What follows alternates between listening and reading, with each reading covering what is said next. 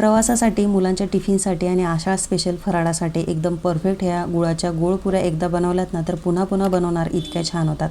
मऊ, लुसलुशीत, पौष्टिक आणि चवीला अप्रतिम आणि टिकायलाही जबरदस्त. नमस्कार, मी स्मिता. स्मितूज रेसिपीमध्ये तुमचं खूप खूप मनापासून स्वागत करते. रेसिपी जरा देखील आवडली तरी एक लाईक आणि कमेंट नक्की करा. आता या ठिकाणी परफेक्ट पुऱ्या होण्यासाठी सगळं साहित्य मोजून मापून आपल्याला घ्यायचं आहे. या ठिकाणी मेजरमेंट कपचा अर्धा कप येतो ना, त्याच्याने मी मोजलेले.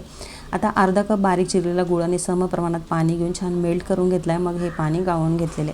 आता याच्यामध्ये त्याच कपाने 2.5 कप एवढं मी पीठ घेतले, गव्हाचं पीठ घेते. या ठिकाणी बारीक रवा 1 टेबलस्पून, अर्धा टेबलस्पून बेसन पीठ, चिमूटभर मीठ, वेलची पूड घेतली चिमूटभर, आवडत असेल तर टाका, ऑप्शनल आहे. 1 ते 1.5 टेबलस्पून एवढं कडकडीत तुपाचं मोहन दिलं आहे. हवं तर आपण तेलाचं देखील देऊ शकतो, पण तुपामुळे खूप छान खमंग ह्या पुऱ्या होतात.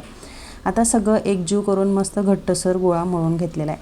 आता एवढ्या पाण्यामध्ये हे परफेक्ट झालेलं आहे, भिजून घट्टसर झालेलं आहे. जर गरज वाटली ना, कारण गव्हाच्या जातीनुसार पाण्याचं प्रमाण हे कमी जास्त लागू शकतं. गरज वाटली तर थोडं पाणी घ्या, पण घट्टसर मळायचं आहे. आणि अगदी शिल्लक राहिलं गुळाचं पाणी तर राहू द्या, पण घट्टसर आपल्याला गोळा हा मळायचा आहे. आता हे 10-15 मिनटं तुपाचा हात लावून मी झाकून ठेवलेले. मस्त छान मुरते कणिक आणि मस्त पुऱ्या ह्या फुगतात आणि छान होतात. आता 10-15 मिनटानंतर ही कणिक मी परत मळून घेतली, मस्त मऊ करून घेतलेली तिला. तुम्ही पाहू शकता बऱ्यापैकी घट्ट ही कणिक झाली आपली. आता याच्या मी पुऱ्या लाटायला घेतल्या आहेत. एकूण एकसारखे गोळे करून घेतलेत. 3 गोळे झालेत एवढ्या साहित्यामध्ये.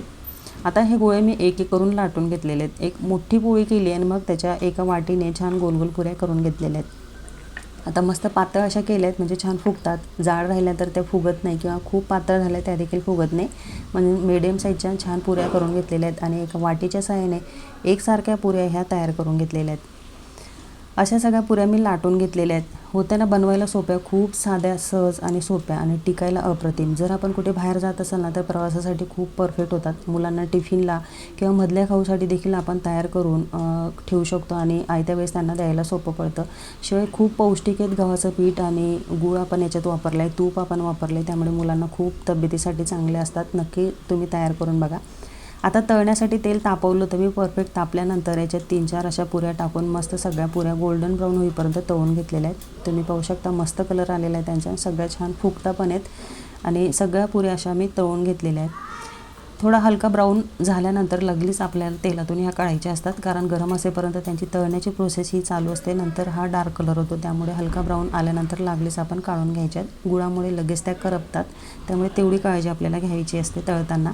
एवढ्या साहित्यामध्ये एवढ्या पुऱ्या झालेल्या आहेत. खूप छान फुगले आहेत. रंग देखील खूप सुंदर आला आणि चव तर खूप अप्रतिम आलेली. तुम्ही नक्की ट्राय करून बघा. बनवायला सोपा आणि पौष्टिक असा हा पदार्थ मुलांसाठी ह्या आषाढामध्ये जरूर करून बघा आणि कसा झाला ते कमेंटमध्ये मला नक्की सांगा. तर कशी वाटली तुम्हाला आजची सहज सोपी पारंपरिक रेसिपी मला कमेंट करून नक्की सांगा. रेसिपी जरा देखील आवडली तरी एक लाईक करा, कमेंट करा, शेअर करा आणि रेसिपीला हाईप करायला विसरू नका. चला तर मग अशा छानशा पारंपरिक आणि छान रेसिपी पाहण्यासाठी स्मितूज रेसिपी या चॅनलला सबस्क्राईब नक्की करा. चला तर पुन्हा भेटूया. तोपर्यंत धन्यवाद.